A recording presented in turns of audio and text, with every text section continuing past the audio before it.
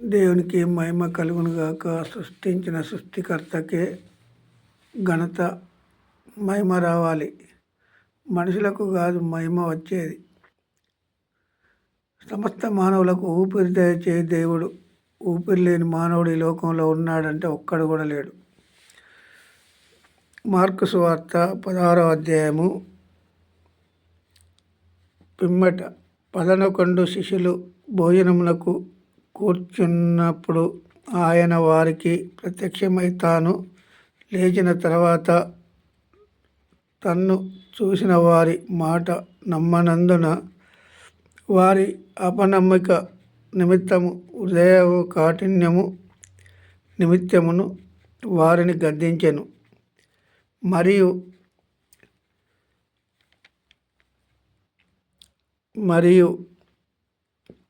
గద్దించెను. మరియు మీరు సర్వలోకమునకు వెళ్ళి సర్వ సృష్టికి సువార్తను ప్రకటించుడి. ఇది ఎవరు చెప్పారు? యేసుక్రీస్తు ప్రభువు చెప్పాడు. ఇది శిష్యులకు. సర్వలోకమునకు వెళ్ళి సర్వ సృష్టికి సువార్తను ప్రకటించుడి అన్నప్పుడు యేసుక్రీస్తు ప్రభు ఆయన ఏ మాట అయితే చెప్తాడో ఈ జనులు అది ఆపేస్తారు. ఏ మాట అయితే చెప్పడో దాన్ని ఎక్కువ ప్రకటిస్తారు. ఎందుకంటే యేసుక్రీస్తు ప్రభువుకు మానవుల గురించి తెలుసు. సమస్త మానవుల హృదయాలు ఎలా ఉన్నాయో తెలుసు. సర్వలోకమునకు వెళ్ళి సర్వ సృష్టికి సువార్త ప్రకటించుడి అంటేనో ఆపేసిండ్రు. ఇప్పుడు వాళ్ళను రోగులను స్వస్థపరిచినప్పుడు వాళ్ళు ఎగురుతూ గంతులు వేస్తూ, ఎక్కడ చెప్పద్దు అని అన్నప్పుడు వారు ఎగురుతూ గంతులు వేస్తూ ప్రకటించారు. మరి ఇప్పుడు ఎగురుతూ గంతులు వేస్తూ ప్రకటించినప్పుడు సువార్త ఇప్పుడు పెద్ద పెద్ద మందిరాలు కట్టుకొని కార్పొరేట్ బోధకులు కానీ వీళ్ళు అబద్ధికులు సర్వలోకానికి వెళ్ళు అన్నాడా? సర్వ సృష్టికి సువార్తను ప్రకటించుడు అని అన్నాడు. మరి శిష్యులు ఆ పని చేశారు. నేడు ఏం పని చేస్తున్నారు సేవకులు? నేడు ఆపేసిండ్రు. ఎందుకంటే మమ్మల్ని చంపుతారేమో, బీజేపీ వాళ్ళు, ఆర్ఎస్ఎస్ వాళ్ళు మమ్మల్ని కొడతారేమో, మమ్మల్ని తిడతారేమో అని ఒక భయపడ్డవాడు దేవుని ఆధీనంలో లేడు. ఎందుకంటే మీకు భయం అనేది దేవుడు ముందే తీసేశాడు. భయపడ్డవారు పరలోక రాజ్యం స్వతంత్రించుకొనరు అని ప్రకటన గ్రంథంలో ఉన్నది. 21వ అధ్యాయంలో ఈ మాట రాయబడి ఉన్నది. కొత్త భూమి కొత్త ఆకాశము అని మాట రాయబడుతూ మీరు చూసేదరు. సర్వలోకమునకు వెళ్ళి సర్వ సృష్టికి సువార్తను ప్రకటించుడి. సర్వలోకము అని అన్నాడు. కానీ పెద్ద పెద్ద మందిరాలు కట్టుకొని నేను సువార్త ప్రకటిస్తున్నాను అని చెప్పే సేవకులు వచ్చారు. ఇప్పుడు అబద్ధికులు వీళ్ళు. అబద్ధ బోధలు, దొంగ బోధలు చేస్తూ కాలం గడిపే సేవకులు వచ్చారు ఇప్పుడు. ఎందుకంటే దేవుడు ఏమని చెప్పాడు? దేవునికి ఎప్పుడూ ఆపోజిట్లో ఉంటాము మన పాపిష్టులైన మనుషులు. ఇప్పుడు మనిషి కుమారుడు పాపిష్టులైన మానవుల చేతికి అప్పగించబడతాడు మనిషి కుమారుడు అని రాయబడి ఉన్నది. మరి పాపిష్టులైన మనుషుల చేతికే కదా అప్పగించబడ్డది. పాపంలో ఉన్నవారే కదా. పాపంలో లేని మానవుడు ఎవరైనా ఉన్నారా? పాపంలో ఉంటూ కోట్ల రూపాయలు డబ్బు వసూలు చేస్తూ నేననే గర్వం, నేను అనే అహంకారం, డబ్బుతో నేను అనే ఒక గర్వంతో బైబిల్కు వాళ్ళకు ఏమాత్రం సంబంధం లేదు.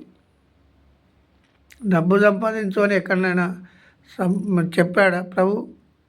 నీకు ఏ రోజు కీడు ఆ రోజే చాలు అని అన్నాడు. మరి ఏ రోజు భోజనం ఆ రోజు ఇస్తున్నాడు.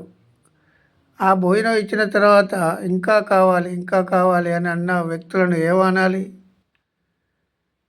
సర్వలోకమునకు వెళ్ళి సర్వ సృష్టికి సువార్తను ప్రకటించుడి అని యేసుక్రీస్తు ప్రభు చెప్తే ఇప్పుడు చేసేది మనం ఎలా చేస్తున్నాము? సర్వలోకానికి వెళ్ళి సర్వసృష్టికి సువార్త ప్రకటించడం లేదు. పెద్ద పెద్ద మందిరాలు కట్టి చిన్న చిన్న మందిరాలు కట్టి మనం మందిరాలలో ప్రకటిస్తున్నాము ప్రతి వారం. మందిరాలలో ప్రకటించమని ఎక్కడనైనా చెప్పాడా? ఏ సేవకునికైనా చెప్పాడా? సర్వలోకమునకు వెళ్ళి సర్వ సృష్టికి సువార్తను ప్రకటించుడి.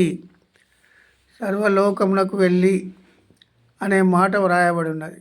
మరి ఈ మాటను ఈ అబద్ధికులు దాన్ని దాన్ని నెరవేర్చక, సర్వలోకానికి వెళ్ళి సర్వసృష్టికి సువార్తను ప్రకటించక, పెద్ద పెద్ద మందిరాలు, చిన్న చిన్న మందిరాలు కట్టుకొని ప్రతి వారం ఈ మందిరంలోనే బోధిస్తున్నాము అని చెప్పే సేవకులు వచ్చారు ఇప్పుడు. ఎందుకంటే అబద్ధికులు ఎవరంటే మనలోనే ఉన్నారు. దేవుడు ఏది చెప్పాడో అది చెయ్యాలి. అది చేయడం లేదు ఇప్పుడు. ఎందుకంటే దేవుడు చెప్పేదో చెయ్యం, చెప్పనిది ఎక్కువ చేస్తాము.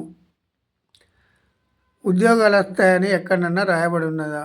నేను ప్రార్థన చేస్తే ఉద్యోగాలు వస్తాయి, నేను ప్రార్థన చేస్తే వీసాలు వస్తాయి, నేను ప్రార్థన చేస్తే అవుట్ ఆఫ్ పోతారు, నేను ప్రార్థన చేస్తే ఈ బైబిల్లో ఎక్కడనైనా ఉన్నాయా? సేవకుడు అడుగుతున్నాను నేను ఈరోజు. ఎందుకంటే అబద్ధ బోధలు బోధిస్తూ జనాన్ని మభ్యపెట్టే సేవకులు వచ్చారు ఇప్పుడు. ఎందుకు అలా చేయాలి? అలా చేయమని ఎక్కడైనా చెప్పాడా?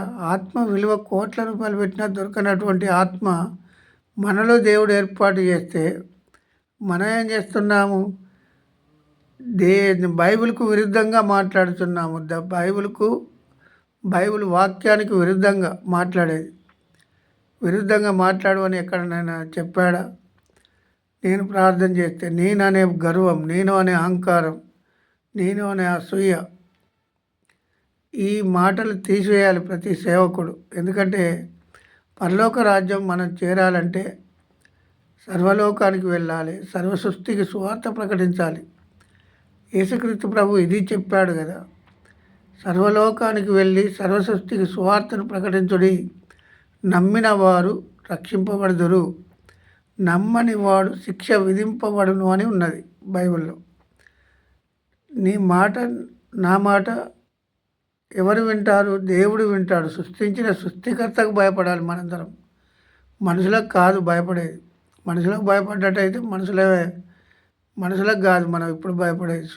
మనలో ఎవరైతే మనకు సృష్టించిన సృష్టికర్తకు భయపడితే ఆయన మనలో చూడాలి, కానీ దేవుడు చూడాలి.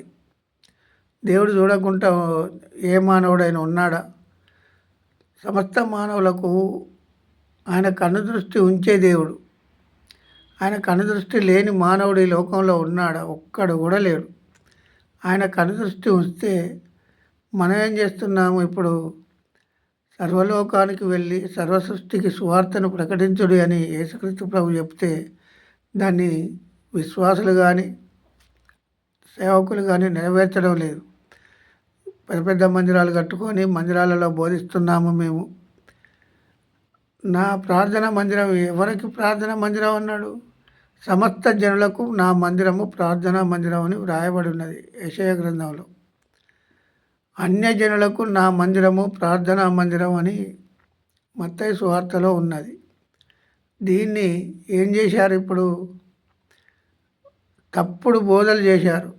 అన్యజనులకు ప్రార్థనా మందిరం అని చెప్పాడు, సమస్త జనులకు నా మందిరము ప్రార్థనా మందిరం అని యెషయా గ్రంథంలో చెప్పాడు.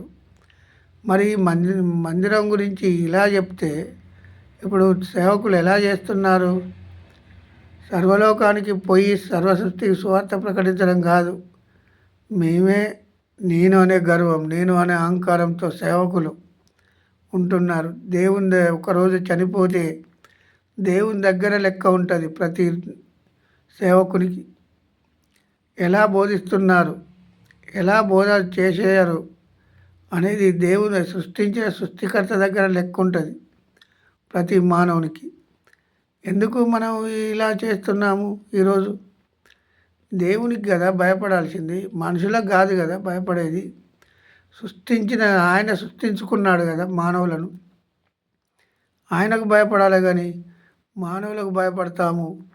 మానవుడు చెప్తే నేను గదగద వణుకుతాను. ఏ మానవునికి తల వంచకూడదని బైబిల్ చెప్పింది. మానవులకే తల వంచుతున్నారు ఇప్పుడు. సృష్టించిన సృష్టికర్తకు భయపడడం లేదు. సృష్టించిన సృష్టికర్తకు భయపడాలి కదా ప్రతి మానవుడు.